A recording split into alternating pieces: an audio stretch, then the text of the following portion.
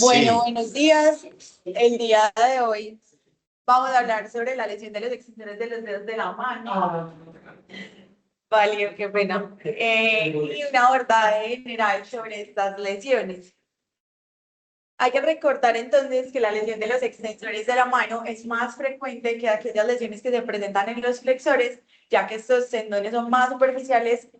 van a tener menos tejidos que lo protejan y eso va a hacer que pues, sus lesiones puedan ser mucho más frecuentes. Esto asociado a que estos tendones van a ser más planos y van a tener una forma en cinta diferente a los flexores, pues o en banda, lo que va a hacer que a la hora de lesionarse la lesión pueda ser más factible e incluso pueda comprometer más porcentaje que lo que se presentaría en sus contrarios.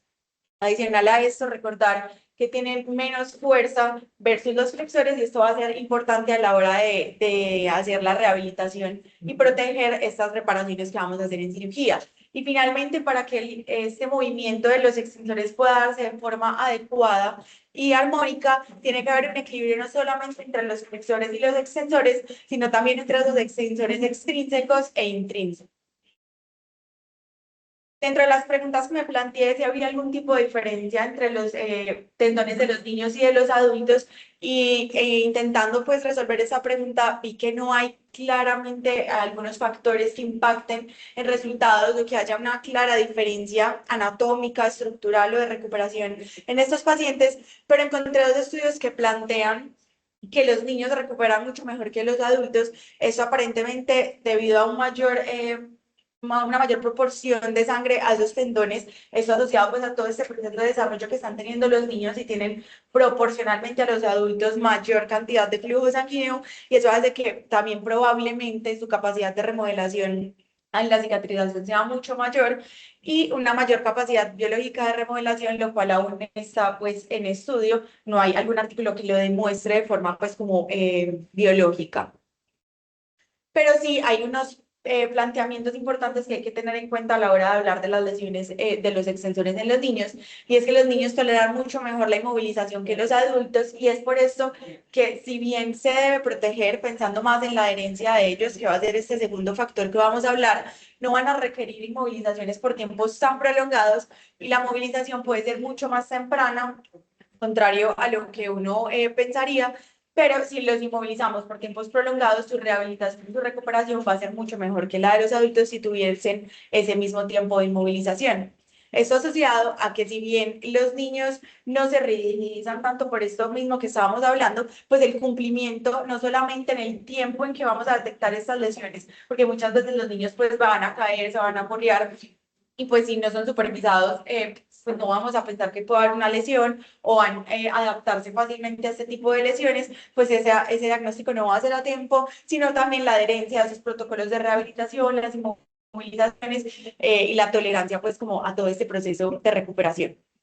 También tener en cuenta que los tendones pediátricos son mucho más pequeños, esto no solamente técnicamente hablando a la hora de realizar los procedimientos, sino que el punto y las suturas, el número de hebras, hay que tener en cuenta que debe ser muchísimo menor,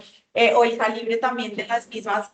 para que el deslizamiento del tendón no vaya a verse afectado y esto finalmente pueda generar alteraciones en la movilidad de los niños y que pueda haber más riesgo de adherencias. Y finalmente, pues como habíamos hablado, los niños pareciesen tener mejores resultados funcionales, pero no hay un porqué como tal científicamente demostrado, pero es algo más observacional que se ha dado en el tiempo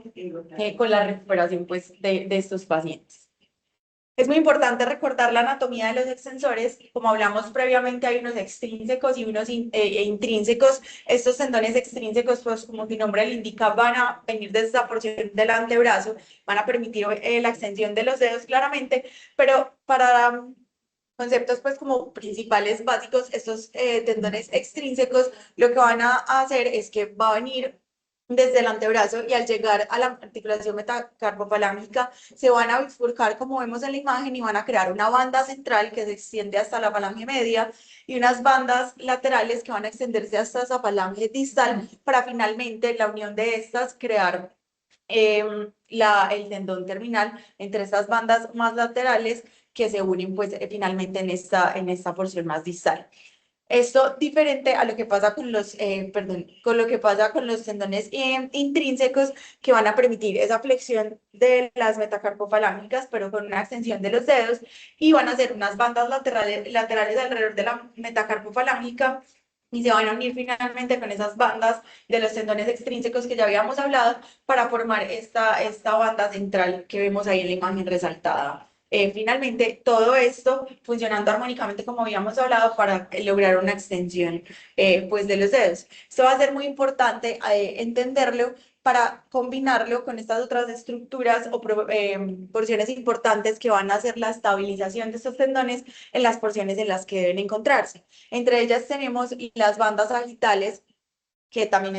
se las resalto pues ahí en la imagen, que lo que van a permitir es que estos tendones extrínsecos estén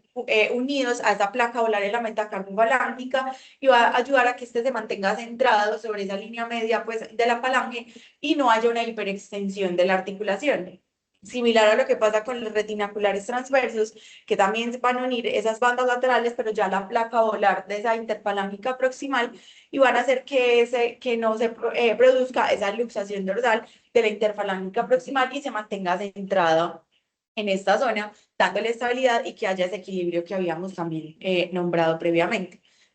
El ligamento triangular también va a ser supremamente importante porque va a ser una de las porciones que se va a lesionar en estas estructuras y que finalmente va a llevar a deformidades importantes. Y lo que hace este ligamento triangular es unir esas bandas laterales, pero sobre la falange media, para prevenir que haya esa subluxación de las mismas hacia esas porciones más volar o más palmar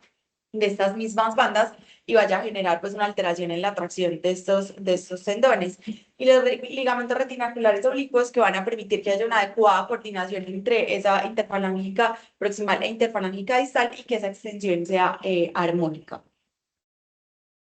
Cuando vemos por qué se producen en los niños específicamente este tipo de lesiones, encontré este artículo de 2017 con 533 pacientes que ellos dicen que hacen una comparación entre adultos y niños, pero en realidad para ellos adultos son pacientes mayores de 15 años, en realidad pues siguen siendo pues pequeños, pero lo más importante que quiero resaltar de este artículo es que dentro de las causas de este trauma, estas específicamente para los niños, vemos que el mecanismo de trauma más importante para ellos fue el cuchillo. Si bien pues pensamos que los niños no deberían pues manipular este tipo de artículos, se ve gran frecuencia en las lesiones que se producen por los cortes con cuchillos, seguido en gran frecuencia por esos cortes que se producen con vidrio. Muchas veces los niños atraviesan vidrieras y los vidrios los cortan y nos centramos pues en heridas mucho más llamativas, pero hay pequeñas heridas en las manos que van a generar este tipo de lesiones. También incluido traumas cerrados, sin olvidar este porcentaje de pacientes que ni siquiera vamos a conocer por qué se producen estas lesiones, porque los niños, como habíamos hablado, pues se caen y se aporran y no vamos a saber pues cómo se producen estas lesiones encontrando que el dedo que más lesiones presenta va a ser, perdón, que el tendón que más presenta lesiones va a ser el extensor, como habíamos hablado, vemos que la proporción es 70-20, que es una diferencia muy importante, y donde el dedo que más se lesiona va a ser el índice, con una diferencia pues no muy superior al pulgar y al dedo pues medio. Esto que va en concordancia con lo que encontraban ellos en los pacientes adultos, entre comillas, que como habíamos dicho, eran esos pacientes mayores de 15 años, donde continúa siendo más frecuente las lesiones por cuchillo y también va a ser una proporción pues muy similar en las lesiones de los extensores versus las lesiones de los flexores. En este conglomerado final, entonces vemos que si bien va a variar mucho el tipo de lesión que se produce dependiendo de la edad, no debemos descartar pues las lesiones por vidrio, que acá son muy prominentes en pacientes un poco mayores, pero las lesiones cerradas van a ser, pues o por golpes, van a ser mucho más importantes también o predominantes en los pacientes más pequeños y por eso pueden pasarse por alto porque no hay algo llamativo visualmente que pueda explicar por qué el niño pues va a tener esta limitación funcional. Hay otras etiologías, pues, u otros aspectos que quise puntualizar en específicamente las lesiones en los niños, y es nunca pasar por alto estas lesiones que se pueden producir principalmente en las fracturas de antebrazo en los niños, porque, como habíamos hablado, están muy cerca estos tendones a los huesos, y muchas veces cuando vamos a realizar reducciones cerradas, en esta porción pues del antebrazo, puede haber lesiones en esas porciones un poco ya más musculares de estos tendones extrínsecos a la hora de realizar la reducción y debemos sospechar que esto pueda estar pasando cuando hacemos intentos de reducción cerrada repetitiva y no logramos pues hacer esta reducción, pues puede haber tejido interpuesto que finalmente genere lesiones en los extensores. Que pueden no ser tan comunes, pero están descritas. Igualmente, las rupturas por desgaste, que a veces pensamos que son más comunes en los adultos, si bien son menos frecuentes en los niños, también pueden darse pues, por la fractura per se, también por esa maniobra de reducción cerrada, pero también por el material de osteosíntesis, no solamente cuando estamos utilizando los TENS y hacemos pues un punto de entrada en el radio distal en ese tubérculo de Lister, podemos hacer una lesión específicamente del EPL, sino también aquellos pacientes en los que decidimos utilizar placas y podemos dar algún tornillo que quede un poco más largo y por desgaste en el roce durante el proceso de rehabilitación generalmente, pues puede haber una ruptura. Y una lesión que honestamente no había escuchado nunca, pero la encontré escrita en la literatura, es la iatrogénica, incluso durante el trabajo de parto por maniobras bruscas o incluso durante la cesárea. Hay un caso descrito de Fuller y Rafael que realizaron, pues o encontraron una lesión en zona 3 durante una cesárea de emergencia, hubo un corte accidental, perdón, en la mano pues del bebé y generaron una lesión que finalmente pues se identificó y la repararon, pero pues está descrito dentro de las causas que se puede encontrar en estos pacientes. Cuando hablamos entonces del examen físico, sabemos que los niños no van a comunicar, o eso obviamente depende pues de la edad del niño que estemos hablando y es por eso que es muy importante en estos niños una exploración muy detallada para evitar que el diagnóstico sea tardío y que podamos ya estar frente a lesiones más crónicas y establecidas o rígidas que nos puedan alterar pues los desenlaces y el manejo que vamos a hacer. Siempre buscar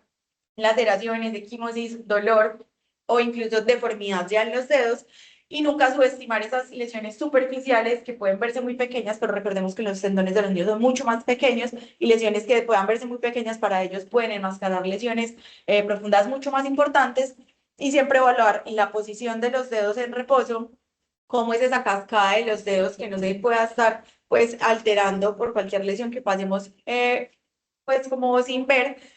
siempre tratar de evaluar en los niños, aunque pueda ser difícil, el efecto tenodesis para ver cómo funcionan los dedos, pues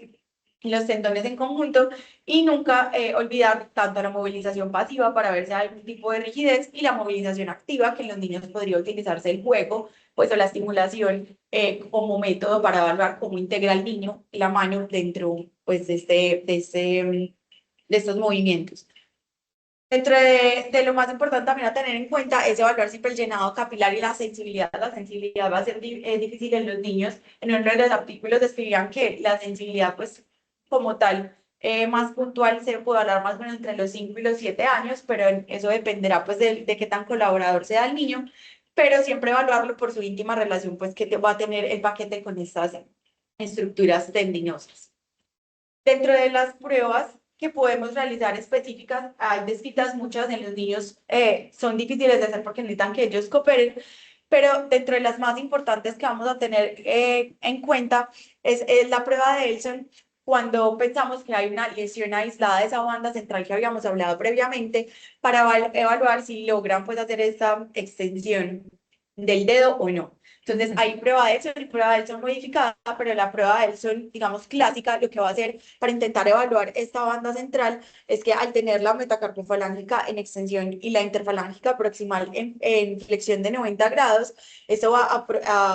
a permitir que la banda central esté tensa, pero las bandas laterales estén más relajadas y no vayan a ayudar en este proceso. Vamos a pedirle al paciente que intente extender esa interfalángica proximal. Vamos a tener una lesión cuando vamos a ver una extensión o una rigidez sostenida, pues un intento pues de extensión sostenido de la interfalángica distal. Esto implica que lo que está haciendo la tracción es el tendón terminal y no esa banda central. Entonces, vamos a tener esta porción más distal con intento de extensión, pero sin lograr activamente esta extensión de la interfalángica proximal, que nos habla específicamente que lo que se encuentra lesionado va a ser esa banda central. Y esto va a ser importante pues a la hora de caracterizar dónde se encuentra específicamente la lesión de nuestros pacientes. Dentro de las imágenes para el diagnóstico si bien es clínico, vamos a utilizar diferentes ayudas diagnósticas para apoyarnos. Entre estas, la radiografía para evaluar pues, la presencia de fracturas asociadas, si hay algún tipo de luxación también que debamos reducir. y el porcentaje pues de compromiso articular en caso de que exista. La ecografía va a ser de gran utilidad porque nos va a ayudar con una evaluación dinámica de estos pacientes, de cómo está el tendón y al hacer movimientos de flexoextensión pasiva va a cambiar su comportamiento, si es estable o no, si se luxa. Esto pues va a ser completamente, pues va a ser muy importante a la hora de tomar decisiones, pero la resonancia magnética va a ser pues como la imagen de elección cuando queremos caracterizar estas lesiones, saber en dónde se encuentra ese segmento, perdón, proximal,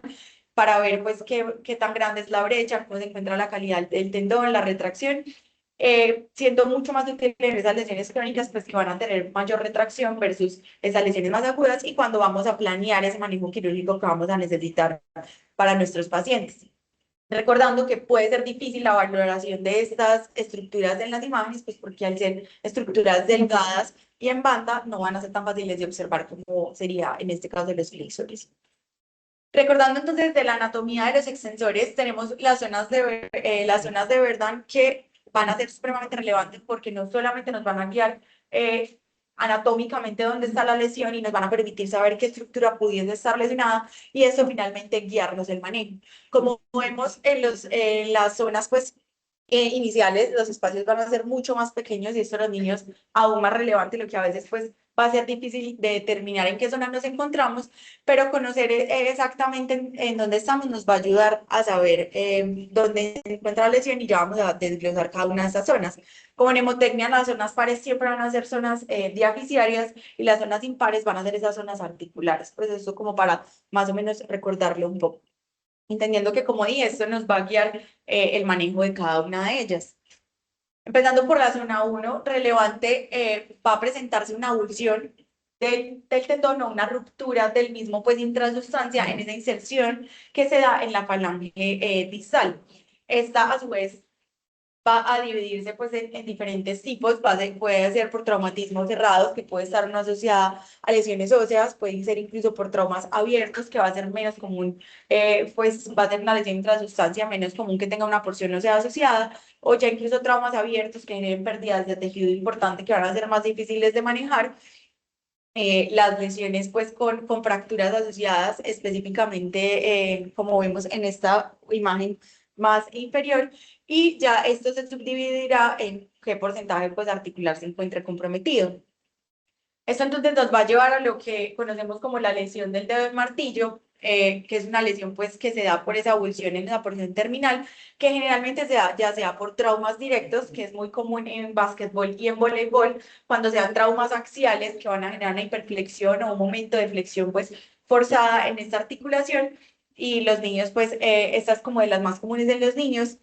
Y dentro de las cerradas, pues también traumas directos a veces cuando tienen golpes contra la pared o en natación al llegar pues al borde de la piscina, contra el borde de la piscina, también van a ser pues muy comunes en estos pacientes. Y esto lo que va a generar, pues, como su nombre lo indica, es una deformidad en flexión sostenida de la interfalángica distal, como vemos en esta imagen. Si bien ya habíamos explicado que puede ser tendinoso u óseo, que en los niños correspondería a una fractura Salter-Harris 3, pues de esa porción más dorsal, también tenemos que dividir si estos traumas van a ser agudos, que se definen como diagnósticos antes de 15 días, o crónicos cuando estos diagnósticos son después de 30 días y no han tenido ningún tipo pues, de manejo específico para estas lesiones. Y esto va a ser relevante a la hora pues, de determinar cómo vamos a manejarlos. Cuando tenemos estas tipo 1, que son estas lesiones pues que son avulsivas del tendón, podemos hacer inmovilizaciones en extensión de esa interfalángica distal de forma aislada por 6 semanas y algunos aductores lo combinan luego con una inmovilización nocturna adicional por 2 semanas o incluso se ha descrito la fijación con fines en extensión por 6 semanas, pero pues digamos que en los niños no es el manejo pues como inicial. Vemos que esta inmovilización en extensión se puede lograr con férulas de Zimmer, como vemos en la imagen A, con férulas termomoldeadas y adaptadas pues a la anatomía del paciente, o también con la férula de Stack, aunque puede ser pues difícil en los niños porque estas férulas son muy grandes y pues muchas veces no van a adaptarse pues como al tamaño de los deditos de los niños. Si bien no hay diferencias significativas, pues no está descrito entonces realizar de entrada esta fijación con pines por 6 semanas. En algunos textos planteaban, pues como el interrogante de si es necesario incluso hacer una hiperextensión de la interfalangica distal buscando que esos cabos del tendón estén un poquito más cerca, y algunos textos definitivamente decían que no era necesario, y en otros textos planteaban pues como la premisa de que si uno quisiese hacerlo nunca debía ser mayor de 10 grados porque eso pone en riesgo de isquemias a piel dorsal y puede pues empeorar como el pronóstico pues en esta zona, o ser difícil en caso de que ya yo finalmente necesite hacer algún tratamiento quirúrgico, comprometer pues la piel de esta zona. La técnica para realizar pues como el posicionamiento de los pines sería buscando simplemente llevar nuevamente esta articulación hasta reducida y pasar pues un pin retrógrado desde la punta del dedo pues hacia la falange distal y media. Ahorita vamos a describir mucho mejor. Cuando hablamos de esas lesiones tipo 2 en donde ya hay una lesión pues que es intrasustancia, si bien puede hacerse una reparación directa eh, del tendón y protegerla con un pin por 6 semanas, también encontré esta técnica que está escrita, que se llama la técnica de Tubiana, que lo que va a hacer es reforzar, pues cuando el tendón más final no está como en tan buenas condiciones, se puede asociar de forma más proximal a una sutura de estas bandas, pues como laterales que habíamos hablado, para aumentar como esa reparación, pero es más cuando la calidad del tendón no está en adecuadas condiciones. Generalmente se permite una sutura directa pues de los cabos cuando se hace de forma aguda. Para la tipo 3 y los tipo 4, pues la tipo 3 recordemos que es aquella que tiene ya pérdida del tejido, pues la idea es simplemente hacer la reparación del tendón, ya sea con injertos si hay pérdida de sustancia o directa si no hay pérdida de sustancia, y hacer pues la cobertura de la piel en esta zona. Pero para las tipo 4, que ya habla de un fragmento importante de la articulación, está descrita la técnica de Ishiguro, en donde podemos utilizar, pues como vemos acá, una aguja inicialmente si se necesita, mientras se logra, o un pin a 45 grados, haciéndole como un tope a ese fragmento óseo para que no retorne, pues o no se retraiga, haciendo posteriormente una reducción, manteniendo ese fragmento pues en donde lo quiero, para que estos queden en una posición, pues o queden juntos, y ya luego paso otro pin para hacer la protección de esa reducción que logré, y dejo pues los pines ambos en la posición en que los había dejado para que logres una consolidación de ese fragmento. Esto obviamente pues puede ser difícil por los huesos pequeños de los niños, pero está escrito y con las agujas, porque los huesitos de los niños permiten hacerlo pues de una forma adecuada. Esto siempre protegiéndose para evitar pues que haya una pérdida de la reducción cuando ya quitemos pues la inmovilización protectora. Para las lesiones crónicas, que como habíamos visto muchas veces se pasan por alto en estos pacientes, hay diferentes opciones. En algunos textos describen que si esta lesión lleva menos de 6 meses, uno incluso podría intentar un manejo con inmovilización prolongada por 8 semanas para ver si hay algún tipo de remodelación en este extensor, o hacer una resección de ese callo de alargamiento, como le llaman en los textos, que es esa porción de tendón que ya se elongó, y volver a hacer una reparación de este tendón, digamos, de forma primaria, o ya hacer un procedimiento que es la tenodermodesis, que como vemos acá, pues en esta imagen, se va a unir dentro de una misma estructura el tendón y la piel, buscando que la piel también actúe como extensor para mantener pues la articulación logrando una extensión adecuada. En algunos textos describen que solamente se debe considerar en estas lesiones crónicas una cirugía cuando la flexión de esta interfalágica distal es mayor de 30 o 50 grados, o cuando ya haya un compromiso funcional que haga pues que el paciente tenga roces, dolor o incluso limitación funcional, o cuando pues no se logra una reparación primaria. Uno también podría hacer pues una tenodermodesis para lograr pues una extensión adecuada de esta articulación. Cuando ya hablamos o pasamos a las NADOS, en estas lesiones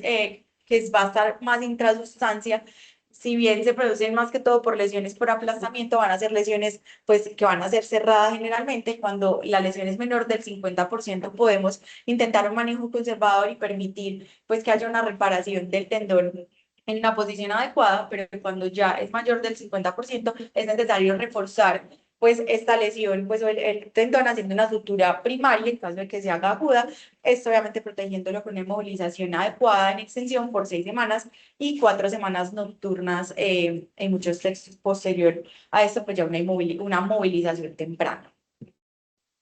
Para la zona 3, esto aquí es donde empieza a entrar o a ser relevante entender por qué debemos saber si hay una lesión de esta banda central que se da en esta porción de la interfalángica proximal, ya sea con o sin abulsión ósea, y esto va a ser importante porque puede haber una pérdida, pero también solo una disminución de esta extensión activa de la interfalángica proximal, que a veces puede dificultar este diagnóstico. Cuando estamos ante lesiones que van a ser cerradas, inicialmente se debe intentar ese manejo conservador, entendiendo que en esta zona la retracción tendinosa no va a ser tan importante, porque ya tiene todas esas otras estructuras que hablamos, digamos, asociadas para que no haya una retracción tan importante, y nos va a permitir intentar ese manejo conservador de forma primaria sin temor a esta retracción, pero pensar que también tenemos esa opción quirúrgica en aquellos pacientes en que el manejo conservador falló, que hay inestabilidad de la interfalángica proximal, aunque incluso hay fracturas pues avulsivas muy desplazadas y que quizá pues, creemos que no va a consolidar en una adecuada posición.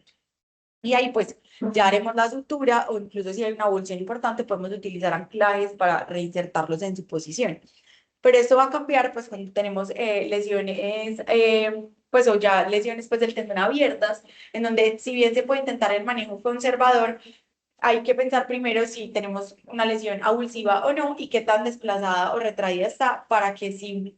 bien no se va a retraer, pues que sí cicatrice en una posición que luego vaya a ser adecuada para que esta extensión pueda darse de forma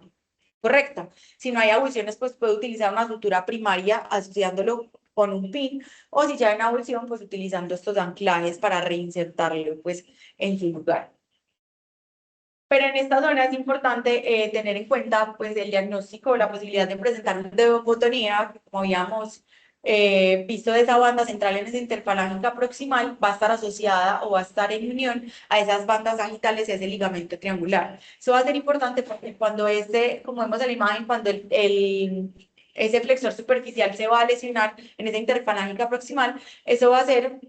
que los extensores traccionen la interfalángica distal y va a mantenerse en esa hiperextensión que vemos ahí, pero las bandas laterales, como vemos en la imagen, progresivamente se van a ir luxando hacia esa porción más palmar,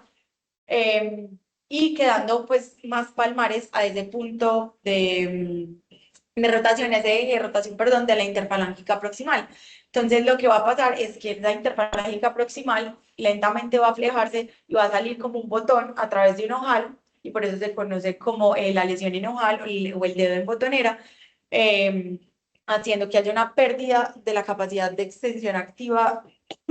de la interfalángica proximal, pero la interfalángica distal vaya a estar en una hiperextensión constante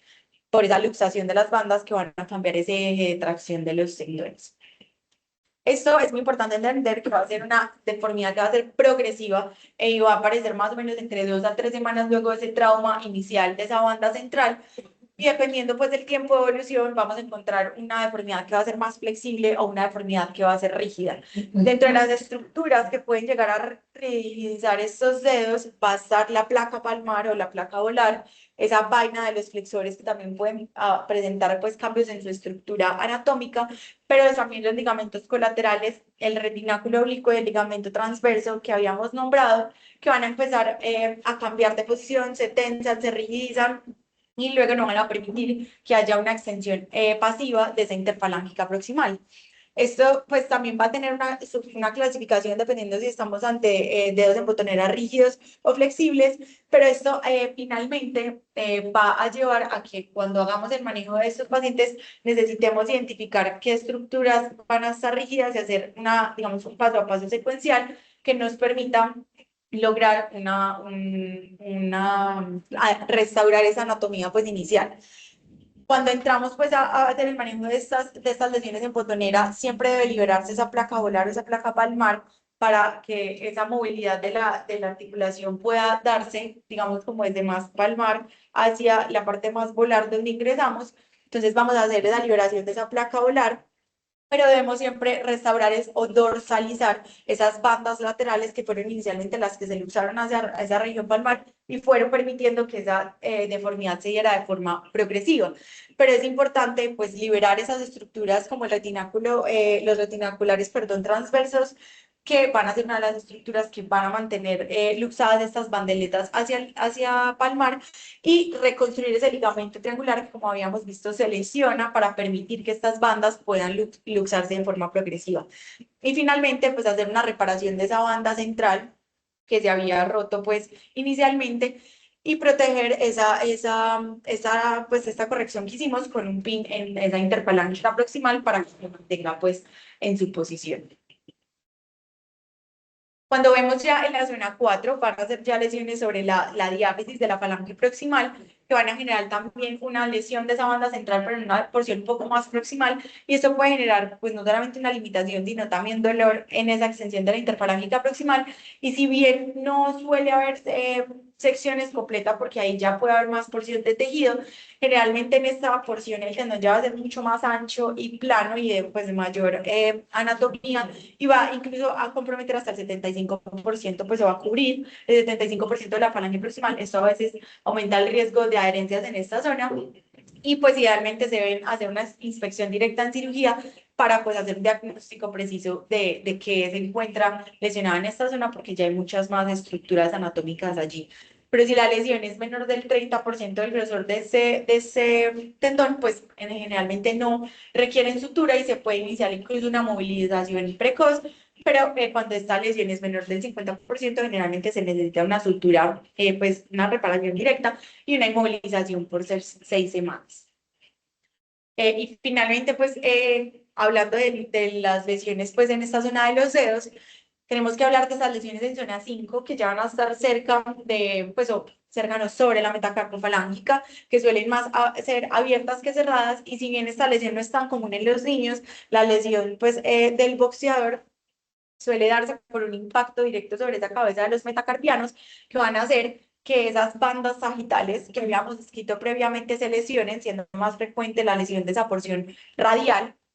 y eso permita que haya una subluxación dinámica, como se ve pues acá en esta imagen del extensor. Y esto es evidente porque si bien puede ser doloroso o difícil completar la extensión, cuando se hace una flexión profunda vamos a ver un resalto pues de este extensor sobre la cabeza del metacarpiano. Y para esto, pues si la lesión es abierta, mayor del 50%, vamos a necesitar reparar estas lesiones de forma pues directa con una inmovilización en una posición con una inmovilización intrínseca plus, y una lesión que es menor del 50%, pues podemos hacer una inmovilización por 6 semanas. Diferente a lo que pasa con esas lesiones que van a ser cerradas, en las que se puede hacer un manejo que va a ser ortopédico, o incluso con órtesis de puente, que es esta que les pongo acá en la imagen, que va a ser, es una férula con una movilización pues relativa, porque va a permitir cierta movilidad, pero no un rango lo suficientemente amplio como para que el tendón se luxe por completo y él pueda ir pues reparándose en su posición pues como adecuada. Quise traer esta lesión específicamente del EPD porque sabemos que en la población pediátrica pues hacemos el uso de los TENS a través del tubérculo de Lister, y muchas veces pues ya es durante el seguimiento que nos damos cuenta de la lesión que se produjo a la hora pues de la cirugía, y si bien está escrita que se dé a través de esa inserción como había dicho, también se puede dar por tornillos largos de las placas y el paso repetido al tratar de hacer reducciones con los pines. También está escrito que en los niños se hagan hematomas de gran tamaño que comprometan ese tercer compartimento, puede llegar incluso a haber lesiones por isquemia de ese EPL. Y si bien el manejo con sutura directa puede ser difícil por la retracción que se da y también por el tiempo en el que se diagnostican, se ha escrito entonces la transferencia del extensor propio del índice como manejo de reparación pues ya de forma más crónica, o incluso la reconstrucción con injerto de palmar largo para reconstruir ese EPL y que pues el niño obviamente recupere la actividad pues del pulgar. Como conclusiones, entonces, en los niños siempre de realizarse un examen físico que sea mucho más juicioso, observando pues cualquier lesión o trauma que pueda ser causante de los extensores, siguiendo la premisa de que toda herida en mano se explora, Pues esto ya vemos que tiene como ciertas puntualidades según la zona en la que nos encontremos, pero estas zonas brindarán una localización anatómica que va a ser más precisa y nos van a ayudar a guiar ese manejo en cada uno de los casos y finalmente siempre tener en cuenta que las características de los tendones de los niños, pues a la hora de elegir el manejo es muy importante, apoyándonos siempre en que ellos van a tener una muy buena recuperación y resultados funcionales pues muy adecuados. Muchas gracias. Gracias, Pablo.